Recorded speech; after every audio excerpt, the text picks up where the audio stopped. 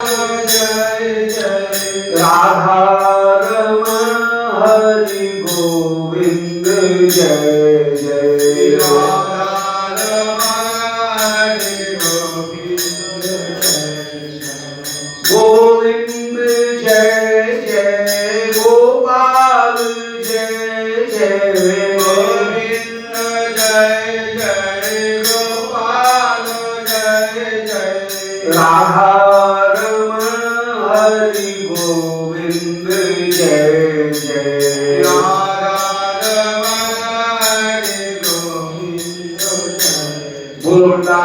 बिहारी लाल की जय।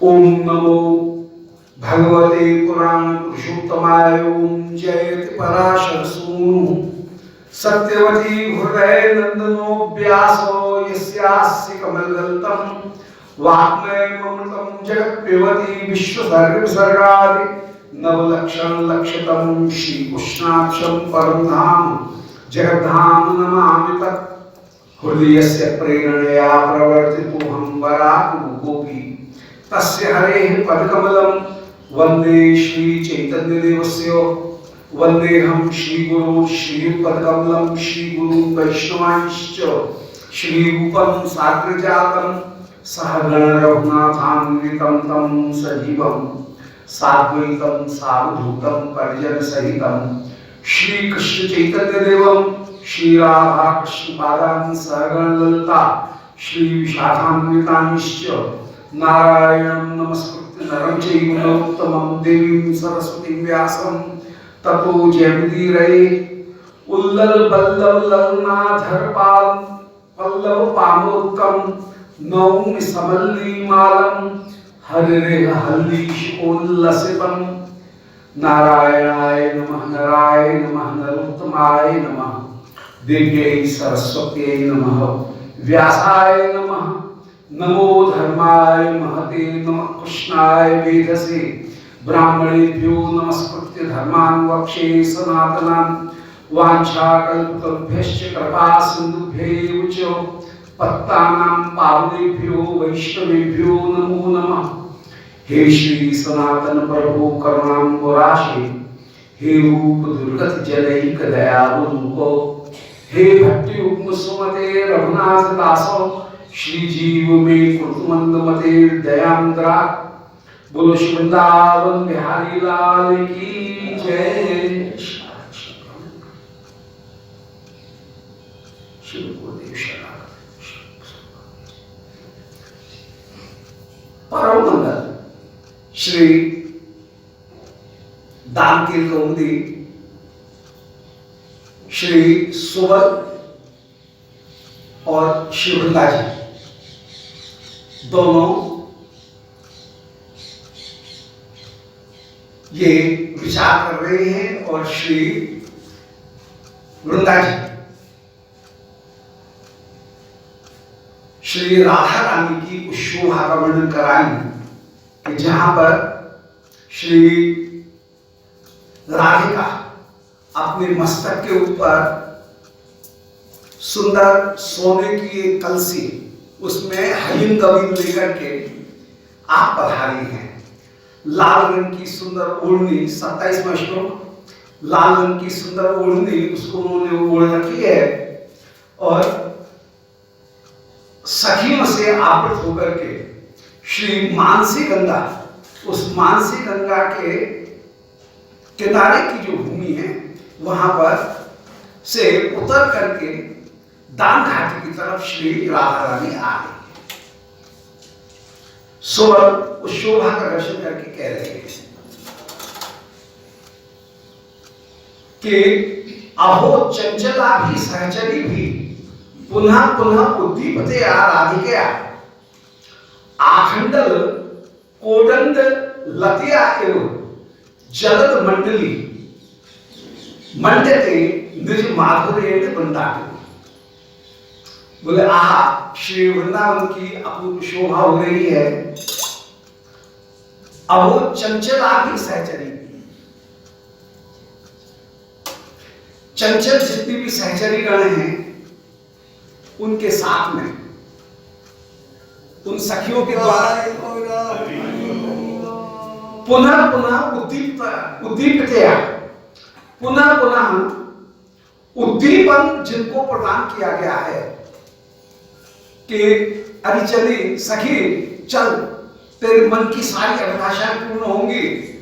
पौर्णमासी जी ने हमसे कहा है कि यदि हम भावरी ऋषि के यज्ञ में दही, ये दूध, माखन, ये गोरस, विशेष रूप से घी, इसको यदि समर्पित करेंगी हरिंद्रवीन को, तो हमारी सारी अभिलाषा उत्पन्न होंगी। अतः पुनः पुनः उद्दीप है। अरे सखी इतनी धीरे धीरे क्यों चल रही है, जल्दी चलना, ऐसे उद्दीपित करके जहां श्री राधिका को सखीगण ले जा रही है, ऐसी राधिका के साथ में श्री राधिका कैसी हैं? आखंडल कोदंड लतया एवं जलद मंडली मंडते, जैसे जलद मंडली माने बादल उनके समूह में, आखंडल माने इंद्र, उनका कोदंड माने धनुष, उसके समान। तो जैसे बादल के बीच में इंद्रधनुष की शोभा होती है, इसी प्रकार श्री राधिका की शोभा, श्री वृंदावन, वृंदावन हो गया बादल और श्री राधा रानी हो गई जैसे इंद्रधनुष। तो आखंडल कोदंड लतया एवं जलद मंडली मंडयति। आज जलद मंडली माने बादलों की मंडली, यह ऐसी शोभा को प्राप्त हो रही है जैसे कोई इंद्रधनुष से घटा की शोभा होती है। ऐसी वृंदावन की आज अपूर्व शोभा हो रही है श्री राधिका के द्वारा। श्री राधिका सखियों के द्वारा बार बार प्रेरित की जा रही है, अरे चल जल्दी चल। निज माधुर्य वृंदावनी, श्री राधिका इस प्रकार वृंदावन की शोभा करती हुई विराजमान हो रही है, बढ़ाती हुई। ये बिजली के बीच में यहां पर मृग चंचला भी, चंचला कहकर के दिखाया, सखी हो गई बिजली, राधा रानी हो गई इंद्रधनुष और वृंदावन हो गए जैसे बादल। तो बादल के बीच में इंद्रधनुष की जैसे शोभा, और वो बिजली से और भी ज्यादा शोभा को प्राप्त हो, ऐसे चंचला सखी। चंचला शब्द में श्लेष अलंकार का प्रयोग है। चंचला के दो अर्थ, चंचला माने बिजली, चंचला माने चंचल नयन वाली, चंचल गति वाली जो सखीगण है, उनके द्वारा प्रेरित होकर के श्री राधिका अपूर्व से शोभा को प्राप्त कर रही हैं। ऐसी अब श्री राधिका आखंडल कोदंड लतया एवं इंद्रधनुष जैसी हैं। इंद्रधनुष में जैसे 7 रंग होते हैं, आमी यहाँ पीनाला, आसमानी नी माने नीला आमी, और फिर हरा, फिर नारंगी, फिर लाल, ये जो रस है पीला, ये 7 रंग जैसे क्रमशः बादल में प्राप्त होते हैं। इसी प्रकार श्री राधिका भी विभिन्न प्रकार के आभूषणों को धारण किए हुए इंद्रधनुष के समान शोभा को प्राप्त कर रही है। तो आखंडल कोदंड लतया, श्री राधिका की भी ऐसी शोभा हो रही है। तो पूरा एक रूपक निरूपण कर दिया। वृंदावन ऐसे शोभा से युक्त हो रहे हैं श्री राधिका, जैसे कोई बादलों का समूह बिजली और इंद्रधनुष से युक्त होता है। राधिका हो गई इंद्रधनुष, बिजली हो गई चंचला सखीगण, श्री वृंदावन हो गए मेघ, उनसे सुशोभित होते हुए विराजमान हो गए। ये सांग रूपक का यहां निरूपण है। ये वृंदावन सुशोभित हो रहा है। श्री वृंदा जी कह रही है कि सोल राधा माधुर्यस्य गिराम अभी अग्रगामित्वात् उद्देश्य भी साहसिक्यम एवं अवधारयामि। बोले श्री राधिका, उनका जो माधुर्य, उसका क्या वर्णन किया जाए। तेने सही कहा, राधिका के माधुर्य का, राधा माधुर्य गिराम अपनी अग्रगामित्वात्, वो माधुर्य ऐसा है जो वाणी के आगे आगे चलता है।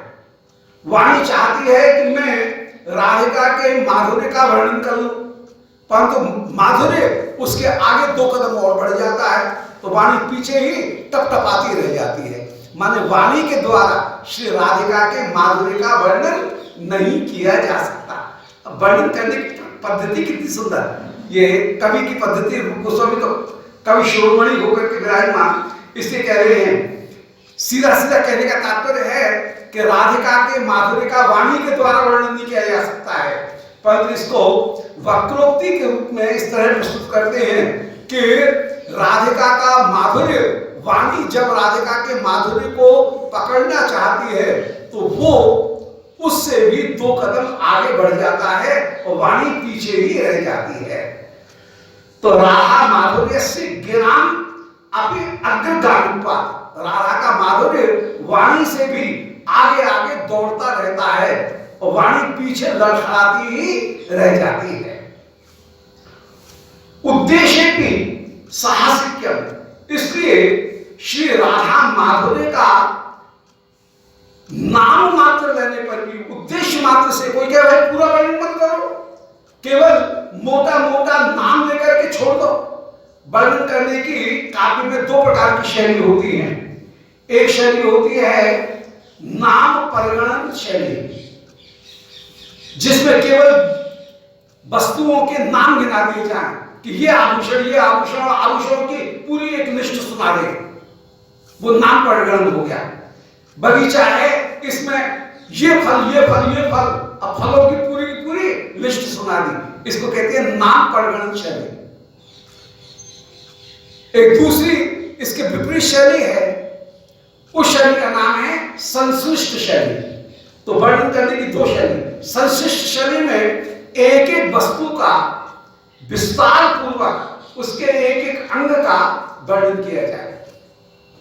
और एक तीसरे प्रकार की शैली है, वो तीसरे प्रकार की शैली है जहां पर के जो बिंब है वह तो रह जाए पीछे, और उस बिंब ने हमारे हृदय में जो एक प्रभाव उत्पन्न किया, जो इमेज उत्पन्न की, उस इमेज की, उस प्रभाव की इतनी महिमा हो जाए कि उस प्रभाव का मुख्य रूप से वर्णन किया जाए और बिंब रह जाए पीछे, प्रस्तुत रह जाए पीछे और अप्रस्तुत प्रधान हो जाए, उसका नाम है अतिशयोक्तिपूर्ण शैली। तो नामकरण शैली, दूसरी शैली जो हुई वो हुई स्वभावोक्ति शैली, संश्लिष्ट, और तीसरी शैली हुई वह हुई अतिशयोक्ति। तो ये 3 शैली हो गई, नामकरण, स्वभावोक्ति और अतिशयोक्ति। नामकरण में केवल लिस्ट दी गई है, सूची दी गई है, जहां स्वभावोक्ति है वहां पर किसी वस्तु का पूरा विवरण वो प्रस्तुत किया गया, परंतु अतिशयोक्ति में जो वस्तु है वो तो रह जाए पीछे, उसने जो प्रभाव डाला है वो प्रभाव हो जाए प्रधान। अर्थात ये जैसे वृक्ष है, कोई लता है, उस लता का वर्णन कर रहे हैं, और लता का वर्णन करते करते ये कहें आ ये जैसे कोई स्वर्ण नायिका, स्वर्ण के रंग की कोई नायिका खड़ी है। अब वहां पर लता तो छूट गई और नायिका का वर्णन होने लगा। तो जहां पर प्रभाव की प्रधानता हो जाए उसका नाम है अतिशयोक्ति, जहां पर वस्तु का वर्णन किया जाए उसका नाम है स्वभावोक्ति। तो श्री कवियों की जो शैली है वो शैली ऐसी है जिसमें केवल नाम परिगणन नहीं है, जिसमें केवल वस्तुओं का विवरण मात्र नहीं है, बल्कि उस वस्तु ने जो प्रभाव हृदय में डाला उस प्रभाव को विशेष रूप से वे प्रस्तुत करते हैं। तो यहाँ पर वही निरूपण किया जा रहा है। वृंदा जी कह रही हैं कि श्री राधिका का दर्शन करके आहा हृदय में जो अपूर्व प्रभाव उत्पन्न होता है, उस प्रभाव का वर्णन करने के लिए यदि हम केवल नाम मात्र लेते हैं तब भी वह सौंदर्य उस वाणी से 4 कदम आगे बढ़ जाता है और हमारी वाणी पीछे रह जाती है। तो सोल राधा माधुर्य से गिराम अपे अग्रगामित्वात्, राधिका का माधुर्य वाणी से भी आगे बढ़ता है।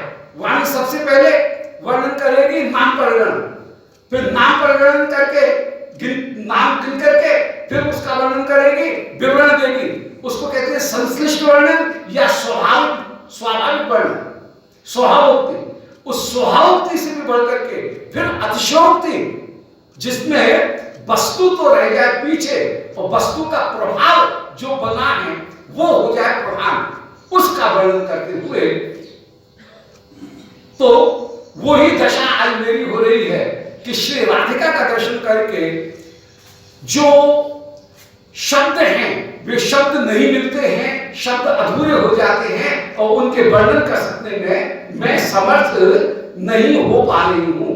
तो अंतर्गामित्वात् उद्देश्य भी साहसिक्यम एवं, उसका नाम लेने पर भी मैं एक साहस ही कर रही हूं। श्री राधिका के नाम लेने शोभा का एक एक आभूषण का यदि नाम लो तो जिस आभूषण का नाम लो, जिस अंग का नाम लो, वही चित्त अटक करके रह जाता है और उसका आगे वर्णन कर सकने में मैं समर्थ नहीं हो पाती, वो भी साहस ही कर रही हूं। तो नाम ग्रहण करना यह भी एक साहस का काम है। ऐसा अवधारयामि, ऐसा मैं निश्चय करती हूं। तो सोल राधा माधुर्य से गिराम अपे अग्रगामित्वात्, राधिका का माधुर्य वाणी से भी आगे आगे बढ़ता है। अतः उद्देश्य भी यदि किसी एक अंग, किसी एक आभूषण, किसी एक शोभा, एक अलंकार, उनका नाम मात्र लेती हूं तो नाम मात्र लेने पर भी ऐसा लगता है कि जैसे मैं बड़ा साहस कर रही हूं, बड़ी हिम्मत कर रही हूं, क्योंकि उसका वर्णन कर सकने की मेरे में क्षमता नहीं है। ऐसा अवधारयामि, मैं विचार करती हूं। ऐसा कहकर के मुखम आनमयो, वर्णन करने के लिए श्री वृंदा जी बैठी परंतु वर्णन नहीं कर पाई और मुखम आनमयो, मुख जो है उसको नीचे झुका दिया और सावत्रपम, कांपती सी हुई कि आप कैसे उस शोभा का वर्णन करूं। कहने लगती हैं कि अनालोच्य बीड़ा यमे बहुमेले बहुप्रणम त्यजन ईर्षापन्नाम मधुरप अभीष्टाम अपरमा जड़ स्वयं यस्याश्रयति नये दास्ये प्यवसरम समर्थस्ताम राधाम भवति भूमिका श्लाघयितुम अपि। कि कौन ऐसा व्यक्ति है जो कि श्री राधिका की श्लाघा कर सके। समर्थस्ताम राधाम, उन राधा की श्लाघितुम, प्रशंसा करने में बताओ कहा भूमि समर्था, इस संसार में कौन समर्थ है। नीचे की पंक्ति पहले देखेंगे कि समर्थस्ताम राधाम भवति भूमिका श्लाघितुम अपि, उन राधिका की प्रशंसा करने में इस पृथ्वी पर बताओ कौन समर्थ हो सकता है। वे श्री राधिका कैसी हैं कि अनालोच्य ब्रीणा यमहि बहुमेले बहुतरण त्यजन ईर्षापन्नाम मधुरप अभीष्टाम अभिरमा। श्री मधुरप श्याम सुंदर अभीष्टाम अभिरमा, अपनी मनचाही श्री रमा वैकुंठ लक्ष्मी उनका भी जहां पर त्याग कर देते हैं। श्री वृंदावन की शोभा ऐसी है कि जहां पर मधुर को अभीष्टाम अपरमा, मधुर को वृंदावन में आई हुई अभीष्ट रमा, उन रमा का भी त्याग कर देते हैं। अनालोच्य ब्रीणा यह बहुमेले बहुतरण, वो लक्ष्मी उनकी वृंदावन के एक तिनके के साथ में यदि तुलना की जाए तो वो तुलना भी संभव नहीं है। इसलिए वैकुंठ की लक्ष्मी को वृंदावन की एक घास की पत्ती के सामने भी बराबरी करते हुए न देख करके श्री श्याम सुंदर वैकुंठ की लक्ष्मी का त्याग कर देते हैं।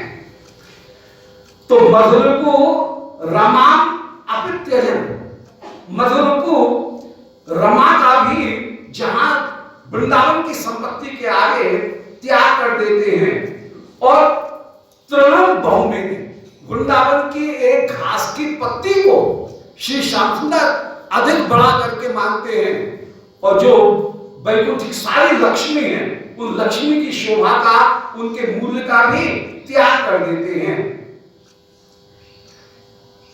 जब श्री श्याम सुंदर ने लक्ष्मी का त्याग किया तो लक्ष्मी मानो वृंदावन की शोभा के सामने लज्जित हो जाती है। भाव वही है, जय तेरिकम जन्मनाथ श्वेतेंद्रा शश्वदत्री दैत दृश्यताम दीक्षतावका समस्ताम विचलते कि वृंदावन में जय तेरिकम जन्मनाथ श्वेतेंद्रा बोल इंदिरा वृंदावन में आकर के निवास करना चाहती है, रहना चाहती है, परंतु श्री वृंदावन की शोभा, हे श्री श्याम सुंदर आपकी शोभा ऐसी है जो लक्ष्मी को भी प्राप्त नहीं है। श्वेत इंदिरा शश्वदत्री लक्ष्मी जब आई तो लक्ष्मी के पीछे जो वैकुंठ की संपत्ति है वो वैकुंठ की संपत्ति भी आई, परंतु श्री श्याम सुंदर की शोभा के आगे वो वैकुंठ की संपत्ति भी वृंदावन में रह रही है परंतु उसको भी वो सुख नहीं मिला। ऐसे आप जयती, आपकी जो शोभा है वो सर्वोत्तम रूप में विराजमान है। जयती अधिकम, तुम अत्यंत अत्यंत श्रेष्ठ होकर के विराजमान, तेरे जन्म के कारण वृंदावन की जो संपत्ति है वो वैकुंठ की संपत्ति को जीतती हुई विराजमान है और वैकुंठ की संपत्ति भी यहाँ आकर के निरंतर निरंतर श्रेय आश्रय लेते हुए विराजमान है। वृंदावन तो पहले से समृद्धमान था परंतु तेरे जन्म लेने से यहाँ की शोभा संपत्ति जयती सर्वश्रेष्ठ होकर के सर्वोत्कृष्ट होकर के विराजमान हुई और उस संपत्ति में ही वैकुंठ की संपत्ति आकर के मिल गई। जैसे कोई समुद्र में लोटा दो लोटा दूध डाल दे तो दूध का क्या पता लगेगा, कहां में दिला गया क्षीर समुद्र में, ऐसे ही वैकुंठ की संपत्ति वृंदावन की संपत्ति में मिल गई और लक्ष्मी भी यहां ही निरंतर निरंतर निवास करती है। ऐसी तेरी अपूर्व अपूर्व शोभा होकर के विराजमान है। तो अनारोच प्रीणाम यमि बहुमेले बहुतरण, जहां पर श्री राधिका की शोभा का वर्णन करने के लिए यदि कोई प्रयास करे तो उसे अनालोच्य वो वर्णन कर सकने में समर्थ नहीं होगा और उसे बीणा लज्जा की ही प्राप्ति होगी, क्योंकि श्री वृंदावन की शोभा ऐसी है कि वृंदावन की जो वृंदा है, वृंदा देवी, उन वृंदा के एक बहुत तृण, अनेक तृण है, उस तृण के सामने, तृण की शोभा के आगे श्री श्याम सुंदर मधुरूप अपनी अभीष्ट रमा उनका भी त्याग कर देते हैं। आज ऐसी श्री राधिका, उन राधिका की शोभा का जन स्वयं अयम जन हमारे में यस्याश्रय की, ऐसी मैं जिन श्री राधिका के चरणों का आश्रय देती हूं। मेरी बात बड़ी दूर, राधिका की बात बड़ी दूर, राधिका की दासी हूं मैं वृंदा, मेरी बात भी बड़ी दूर, मेरा वृंदावन, उस वृंदावन की बात भी बड़ी दूर। वृंदावन की बहुत तृण, बहुत सारे तिनके हैं, उन तिनके में एक तिनके की शोभा ऐसी है जिस एक तिनके की शोभा के आगे श्री श्याम सुंदर वैकुंठ की लक्ष्मी का भी त्याग कर देते हैं। ये वृंदावन का परम उत्कर्ष हो गया। माने राधिका की महिमा का गायन करना बहुत दूर की बात, उसको तो अभी बाद में बात करेंगे। अभी तो उसकी महिमा की पूरी पोटली बात करके दूर ऊंची पर राधी अभी हाथ जोड़ दिए, वर्णन करने के लिए बैठे तो राधिका की महिमा तो बड़ी दूर। राधिका की सखियों में सबसे छोटी मानने वाली, अपने आप को लघवी सखी मानने वाली हैं श्री वृंदा जी। उन वृंदा की भी बात भी छोड़ दो, उनकी भी पोटली बात करके महिमा की फिर पास में पधरा दी, उसको भी हाथ जोड़ दिए। श्री वृंदावन का, वृंदावन की जो अधीश्वरी है, उन वृंदावन की धाम की उसकी महिमा को लिया, धाम की महिमा की भी पोटली बात करके फिर पास में पधरा दी। पहले राधा रानी की पोटली, फिर वृंदा देवी जी की पोटली, फिर वृंदावन की पोटली, उनको पधरा दिया। अब वृंदावन की शोभा में से भी एक पत्ती ली घास की, उसकी महिमा का गायन करने लगे। तो उसकी महिमा का जब गायन किया, उस महिमा के गायन में भी श्री श्याम सुंदर, उसकी भी शोभा इतनी ज्यादा है कि उसके आगे श्री श्याम सुंदर वैकुंठ की जो महालक्ष्मी है अभीष्ट, उन महालक्ष्मी को भी त्याग करके वृंदावन की उस एक एक घास, एक एक पत्ते, उससे अत्यंत अत्यंत प्रेम करते हैं। तो जब वृंदावन की किसी घास की पत्ती की शोभा का वर्णन कर सकना भी समर्थ नहीं है, संभव नहीं है, तो बताओ मेरी स्वामी श्री राधा रानी, उनकी महिमा का गायन कहां तक किया जाएगा, कैसे किया जाएगा? ये क्रमशः उत्कर्ष करते निताय गौर श्री राधा रानी की, ये राधा रानी की अपूर्व जय जयकार यहां पर कह रहे हैं। यदि उसका वर्णन करना भी चाहूं तो मैं अनालोचित वृणाम, यदि विचार पूर्वक यदि कोई श्री राधा रानी की महिमा का वर्णन करना चाहेगा तो उसे वृणा माने लज्जा की ही प्राप्ति होगी।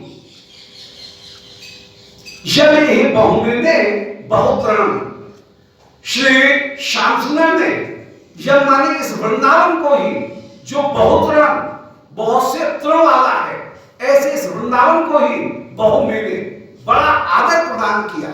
वृंदावन को ही आदर देते हुए श्री श्याम सुंदर विराजमान हुए। अब कैसे आदर दे रहे हैं कि त्यजन ईर्षापन्ना मधुरिपो अभीष्टाम अपि रमा, जो अभीष्ट रमा है उस रमा को भी वे मधुरिपु, अभीष्ट रमा को भी त्यजन माने त्याग कर देते हैं। श्री रमा का जब त्याग करेंगे तो श्री रमा में ईर्षापन्ना में ईर्षा तो आएगी, परंतु रमा का भी त्याग करके, भले ईर्षा कर रही है तो रूठ जाए, रमा की परवाह नहीं। वृंदावन की परवाह श्याम सुंदर को ज्यादा है, वृंदावन का जिसको ज्यादा आदर देते हुए विराजमान होते हैं। तो जहां वृंदावन की एक घास की पत्ती की ऐसी महिमा है, वहां यदि मैं अपनी श्री राधा रानी की महिमा का गायन करने के लिए बैठूं तो कौन ऐसा होगा संसार में जो राधा रानी की महिमा का गायन कर सकता है? तो अनालोच्य वृणाम, वृणा की परवाह न करते हुए यदि बहुमेले बहुतरणम, जिस वृंदावन को श्री श्याम सुंदर ने बहुत तृण वाले वृंदावन के तृण को प्यारा समझा और त्यजन ईर्षापन्ना रमा, रमा का भी त्याग कर दिया, वैकुंठ का त्याग करके श्री श्याम सुंदर वृंदावन में ही निरंतर निवास कर रहे हैं। जब वृंदावन की ऐसी शोभा है तो अयम जना, अयम जना मतलब मैं, यशाश्रयति,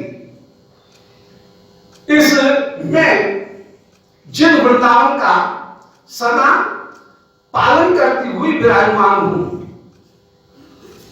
जिन श्री राधिका के दासी होने के अवसर का पालन करते हुए विराजमान हूं। यशा मनुष्य राधा ने, जिन राधा रानी की मैं यशाश्रय दास्य अवसर, मुझे राधा रानी के दास्य का अवसर प्राप्त हो जाए, ऐसी मैं विराजमान हूं। मैं भी श्री राधा रानी के दास्य को वृंदा जी कह रही हैं, सदा चाहती रहती हूं ऐसी श्री राधिका की महिमा का कौन गायन कर सकता है।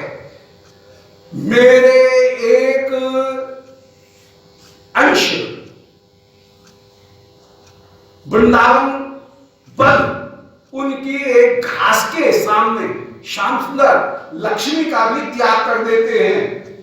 ऐसी उस वृंदावन की पालिका, वृंदावन की मालिनी, मैं वृंदा स्वयं जिन श्री राधा रानी की दासी बनना चाहती हूं और दासी होने के अवसर को ढूंढती हूं, ऐसी श्री राधिका की महिमा का गायन कौन करेगा।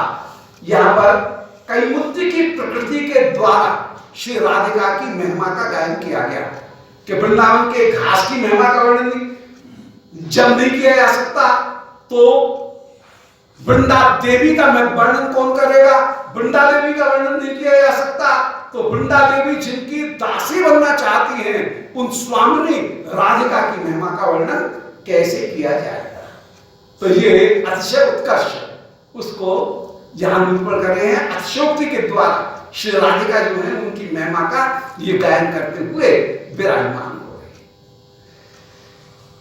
तो जन स्वयं यशाश्रयति नहीं दास्य अवसरम, मुझे भी जिन राधिका के दास्य का हाय अवसर भी प्राप्त नहीं होता है, उसके लिए भी मैं तरसती हूं। ऐसी श्री राधिका की महिमा का गायन करने में समर्थस्ताम राधाम भवते भूमिका श्लाघयतु, उनकी प्रशंसा करने में कौन समर्थ हो सकता है। मैं भी जिनके दास्य मात्र को प्राप्त करने में भी समर्थ नहीं होती हूं।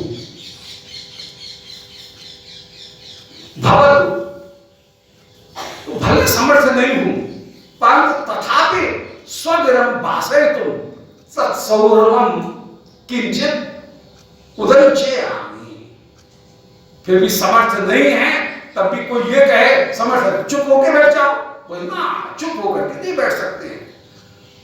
सखी का एक स्वभाव है कि वो युवल सरकार की शोभा और युवल के विलास का वर्णन किए बिना रह नहीं सकती, ये सखी का स्वभाव है। तो श्री वृंदा जी कह रही है कि यद्यपि राधा रानी की महिमा का गायन करने में मैं समर्थ नहीं हूं, फिर भी यदि कोई ये कहे कि चुप होकर के बैठता, सो चुप होकर के नहीं बैठूंगी। ये नहीं कि चुप होकर के बैठ जाओ, चुप होकर के नहीं बैठ सकती हूं। भले मैं समर्थ नहीं हूं, फिर भी असमर्थ होने पर भी मैं उसका गायन करूंगी, क्योंकि यह सखी का एक स्वभाव ही है कि वो चुप होकर के नहीं बैठ सकती है। जानती है कि वर्णन पूरा नहीं होगा, फिर भी सखी के मुख से